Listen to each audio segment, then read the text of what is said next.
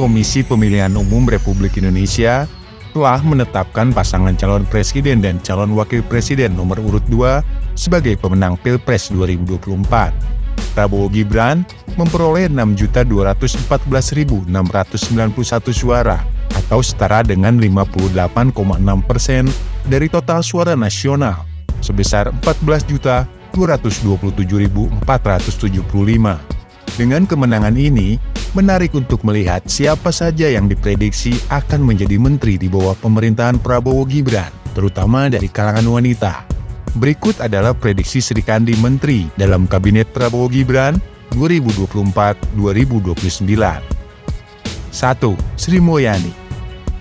Gak ada yang meragukan kemampuan wanita berusia 61 tahun ini. Sebagai ekonom terkemuka, dia bahkan jadi orang Indonesia pertama yang jadi Direktur Pelaksana Bank Dunia dari Juni 2010 sampai dia dipanggil lagi oleh Presiden Jokowi untuk jadi Menteri Keuangan sejak Juni 2016 sampai sekarang. Dia juga pernah dinobatkan sebagai Menteri Keuangan terbaik di Asia oleh Emerging Markets pada tahun 2006 di sela sidang tahunan Bank Dunia dan IMF.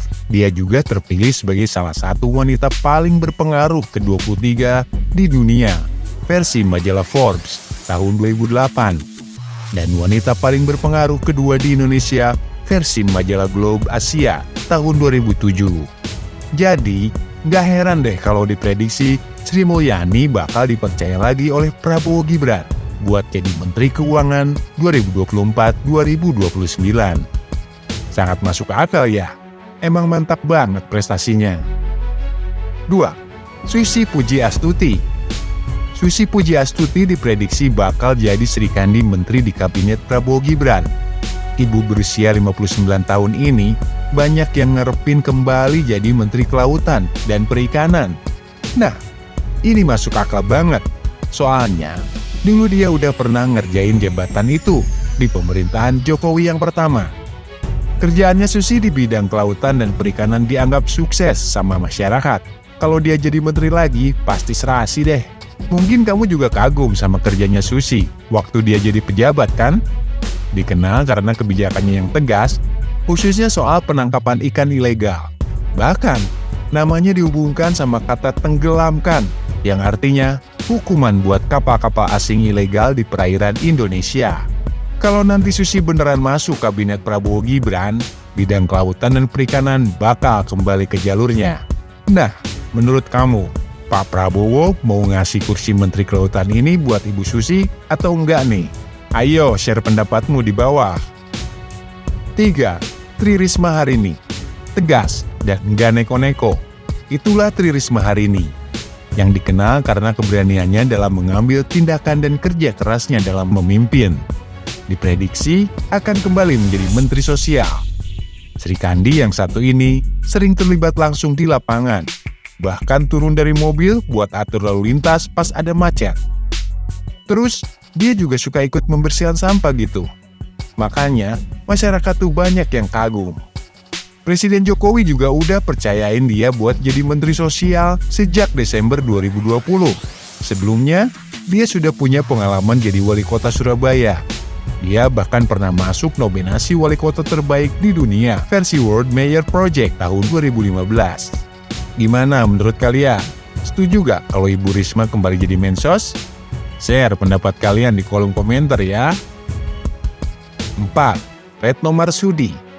Retno Marsudi kemungkinan besar bakal tetap jadi Menteri Luar Negeri di Kabinet Prabowo Gibran. Dia tuh terkenal banget dengan diplomasi dan kerja kerasnya dalam memperjuangkan politik bebas aktif Indonesia di dunia internasional. Selama di pemerintahan Jokowi, dia udah banyak banget bikin Indonesia diperhatikan dunia, terutama soal isu Rohingya. Bahkan, namanya sering masuk berita di media-media ternama, kayak Al Jazeera, Russia Today, dan The Daily Star. Ibu Retno udah menjadi Menlu sejak Oktober 2014, dan kayaknya masih dipercaya Pak Prabowo buat jadi Menlu lagi. Kinerjanya emang udah terbukti. Gimana menurut kalian? Setuju gak kalau Ibu Retno tetap jadi Menlu? Kalau Mimin sih setuju ya. 5. Grace Natali. Seorang politisi muda yang dulu pernah jadi Ketua Partai Solidaritas Indonesia. diprediksi bakal jadi Menteri Pemberdayaan Perempuan dan Perlindungan Anak. Grace dianggap cocok banget untuk posisi itu, mengingat dia berasal dari Partai Koalisi Indonesia Maju yang ikut andil dalam kemenangan Prabowo Gibran. Politisi berusia 41 tahun ini dianggap punya kemampuan untuk mengemban tugas Menteri Pemberdayaan Perempuan dan Perlindungan Anak. Selain itu, sebagai seorang perempuan dan mantan ketua partai, dia udah berpengalaman dalam memberdayakan perempuan dan sering memperjuangkan isu perlindungan anak. Grace bisa jadi representasi perjuangan kesetaraan gender ke depannya. 6. Selanjutnya ada Hovifah Indar Parawansa. Politisi berusia 58 tahun ini juga dipercaya sebagai Menteri Sosial di era pertama pemerintahan Presiden Jokowi. Sebelumnya, pernah jadi Gubernur Jawa Timur tahun 2014 sampai 2018. Salah satu program andalannya adalah bantuan program Keluarga Harapan saat di Kemensos. Pengalamannya di pemerintahan membuktikan bahwa dia memiliki kepemimpinan yang dianggap mumpuni dalam memperhatikan nasib warga, terutama dalam meningkatkan daya saing tenaga kerja, produktivitas, serta peran hubungan industrial dan jaminan sosial bagi tenaga kerja. 7. Terakhir ada nama Titik Soeharto. Pada pemilu 2024, maju sebagai calon legislatif dari Partai Gerindra dan berhasil meraih suara tertinggi di Dapil Daerah Istimewa Yogyakarta dengan total 145.489 suara. Meskipun demikian, namanya juga disebut-sebut akan mengisi posisi menteri dalam kabinet Prabowo Gibran, khususnya sebagai Menteri Lingkungan Hidup dan Kehutanan.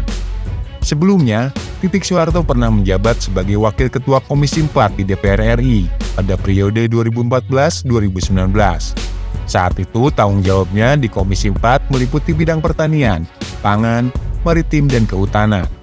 Berdasarkan pengalamannya di sana, dia diprediksi akan menduduki kursi menteri di kabinet Prabowo Gibran. Prediksi ini mengacu pada pengalaman, kinerja, dan reputasi para kandidat. Dari nama-nama di atas, sudah cukukkah menurut kalian diisi oleh mereka?